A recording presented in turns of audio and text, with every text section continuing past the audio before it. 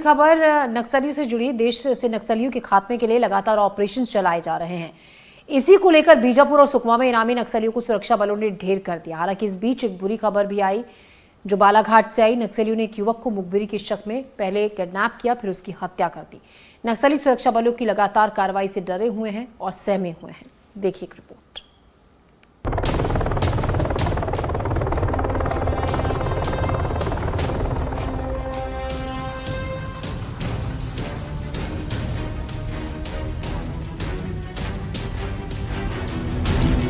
तस्वीरों में दिख रहे ये हथियार कभी लाल आतंक को बढ़ावा देने में काम आया करते थे।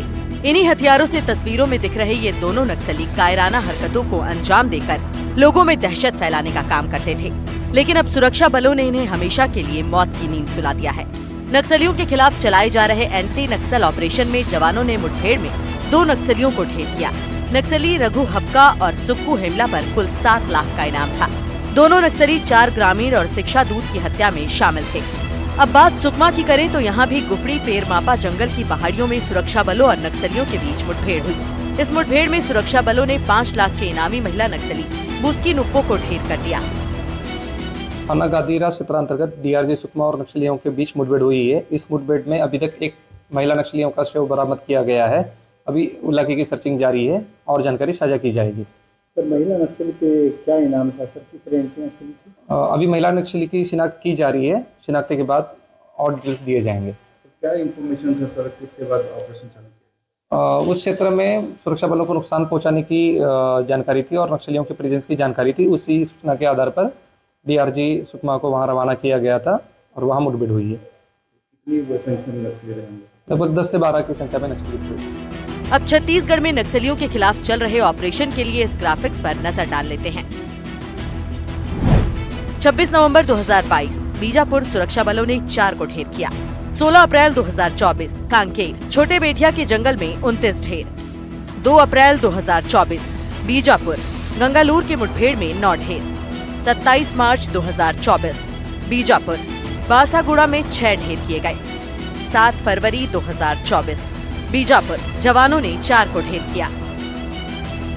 तो ये रहे पिछले साल के आंकड़े। अगर साल 2025 के आंकड़ों पर नजर डालें तो ये नक्सलियों के खिलाफ और भी प्रभावी दिखाई देते हैं, जिसे हम ग्राफिक्स के जरिए समझने की कोशिश करते हैं।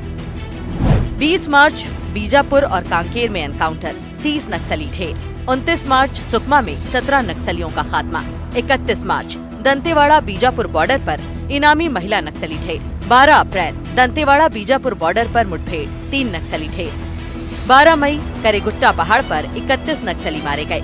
21 मई अबूझमाड़ में नक्सल कमांडर बसवराजू समेत 28 ढेर। 5 जून सेंट्रल कमेटी मेंबर सुधाकर उर्फ गौतम का खात्मा। 6 जून Bijapur encounter, Telangana state committee सदस्य ढेर। 7 जून मुठभेड़ में 5 नक्सली मारे गए। 5 जुलाई बीजापुर में 1 नक्सली की मौत। 18 जुलाई नारायणपुर एनकाउंटर में 6 नक्सली ढेर। 27 जुलाई बीजापुर के गंगलूर में 4 इनामी नक्सली मारे गए। 29 जुलाई सुकमा एनकाउंटर में 1 नक्सली ढेर। 6 अगस्त बीजापुर मुठभेड़ में 1 नक्सली ढेर। 10 सितंबर कांकेर में 8 लाख का इनामी नक्सली मासा ढेर। 11 सितंबर गरियाबंद में 10 नक्सली मारे गए। 17 सितंबर बीजापुर नक्सल एनकाउंटर में 2 नक्सली ढेर। ये आंकड़े ऐसे हैं जिनमें सुरक्षा बलों को नक्सल मुक्त अभियान में बड़ी सफलता मिली है। अब बात बालाघाट की करें तो यहाँ नक्सली केंद्र और राज्य के नक्सलवाद के खात्मे के लिए चलाए जा रहे ऑपरेशन से इतने खौफजदा हो गए हैं कि 16 सितंबर को देवेंद्र यादव नाम के एक युवक का अपहरण कर लिया। युवक पुलिस चौकी में दूध पहुंचाने का काम करता था। देवेंद्र अपने साथी अवधेश यादव के साथ एक मवेशी लाने आखिरी बार चौरैया गांव के जंगल स्थित दहियान गया हुआ था। तभी से वो लापता है। अवधेश जब लौटा तो उसे लाल स्याही से लिखे 2 कागज मिले, जिसमें देवेंद्र को मौत की सजा देने का पैगाम नक्सलियों ने लिखा था। नक्सलियों ने पुनः एक बार बैनर पोस्टर लगाकर वह जिम्मेदारी ली है जिसमें लांजी क्षेत्र के एक युवक का अपहरण किया गया था।